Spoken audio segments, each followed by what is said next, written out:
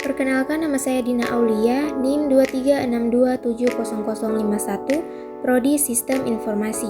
Pada video kali ini saya akan menjelaskan tentang metode waterfall. Apa itu metode waterfall? Metode waterfall adalah salah satu model pengembangan perangkat lunak yang paling awal dan paling sederhana. Model ini mengikuti pendekatan linier dan berurutan, di mana setiap fase dalam proses pengembangan harus diselesaikan sebelum fase berikutnya dimulai. Selanjutnya ada tahapan dalam metode waterfall yang akan saya jelaskan berikut ini.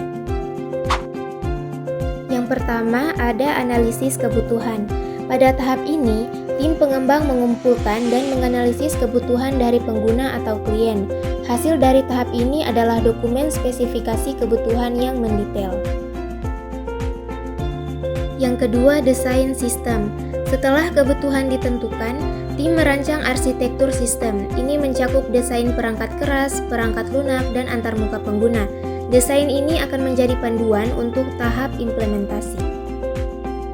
Selanjutnya, implementasi. Pada tahap ini, pengembang mulai menulis kode berdasarkan desain yang telah dibuat.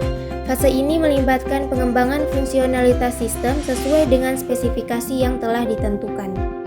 Yang keempat yaitu pengujian. Setelah implementasi selesai, sistem diuji untuk memastikan bahwa semua fungsi bekerja dengan baik. Pengujian ini bertujuan untuk menemukan dan memperbaiki bug atau masalah yang ada. Yang kelima yaitu penerapan.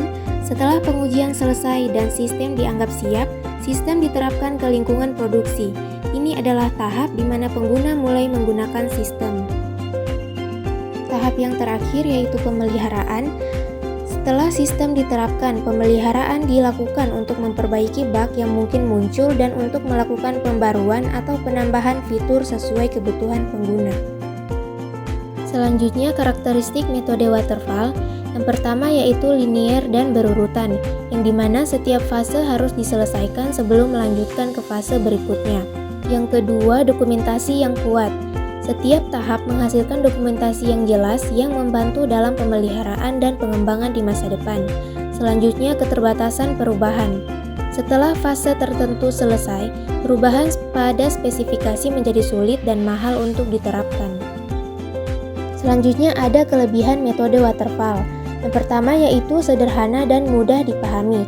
Model ini mudah dipahami dan diimplementasikan terutama untuk proyek kecil.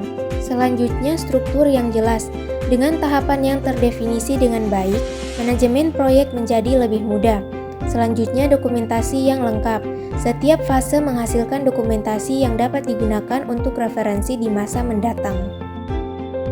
Ada beberapa juga kekurangan dari metode waterfall, yaitu yang pertama kurang fleksibel.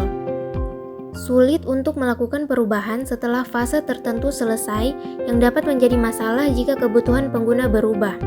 Risiko tinggi. Jika kesalahan terjadi di fase awal, dapat menyebabkan masalah besar di fase selanjutnya. Kemudian tidak cocok untuk proyek besar dan kompleks. Untuk proyek yang lebih besar dan kompleks, model ini seringkali tidak memadai karena ketidakmampuannya untuk beradaptasi dengan perubahan. Kapan menggunakan metode waterfall? Metode waterfall ini digunakan untuk proyek yang memiliki persyaratan yang jelas dan tidak mungkin berubah, memiliki skala kecil hingga menengah, dan memerlukan dokumentasi yang lengkap dan terstruktur.